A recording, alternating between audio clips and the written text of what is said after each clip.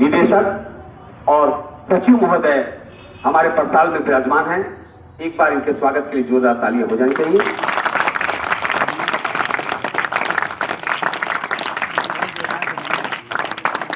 हम सारे शिक्षकों और शिक्षिकाओं के बीच साथ ही साथ आज मां सरस्वती की विसर्जन भी है। मां के विसर्जन के साथ साथ बड़ा भाव विभोर वाली बात है, मां की विसर्जन के साथ साथ आज हमारी 10वीं कक्षा के छात्र और छात्रा दोनों की भी आज विद्यालय से विदाई है। बच्चों, आज के बाद से ही जब इस समारोह का समापन होगा, इसके बाद से ही आपके लिए विद्यालय का जो प्रांगण है वो छूट जाएगा।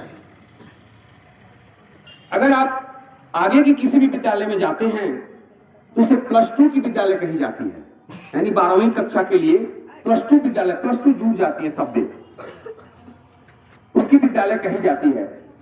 लेकिन विद्यालय शब्द आपके बचपन के से लेकर युवावस्था तक, युवा पूर्ण रूप से जो वैक्स कहते हैं या अडल्ट कहते हैं, वो 18 साल के ही बच्चों को कहा जाता है।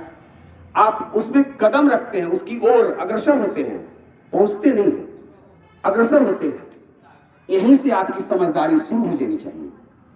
आप समझदार बनिए, आप अपने भविष्य के बारे में खुद से चिंतित होइए।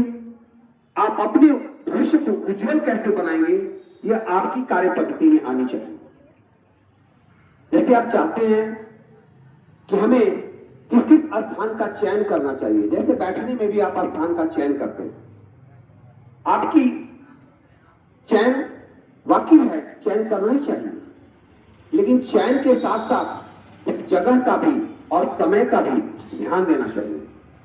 अगर गुरुकुल में, अगर विद्यालय में है, तो हमारी जहां स्थान है, हमारे गुरु के चरणों में स्थान है, और गुरु का चरण जमीन पर ही प्राप्त होती है। जो आदमी कहता है कि चरण तो जमीन पर ही रहेगा, सिर्फ तक को नहीं आ जाएंगे, इसी तरह से जो आप प्राप्त करते हैं उन चरणों का, जो आप एक एक पंक्ति, एक एक चीजों को याद रखेंगे, आगे चलकर वो काम आएगा। मैं छोटी सी एक मार्गदर्शन आप लोगों, 9th और 10th हमारे दोनों बच्चे बैठे हुए हैं। 9th जो विदाई करने के लिए आए हैं और 10th जो आज से इस विद्यालय से विदाई लेंगे। अब हमारा जो युग आ रहा है, जैसे जिस समय 10th क्लास में मैं पढ़ता था, उस समय मोबाइल की घंटियां ट्रिन ट्रिन आवाज करती थी और घुमाया जाता था, रिंग की तरह घुमाते थे। उसके बाद साउंड में परिवर्तन आया।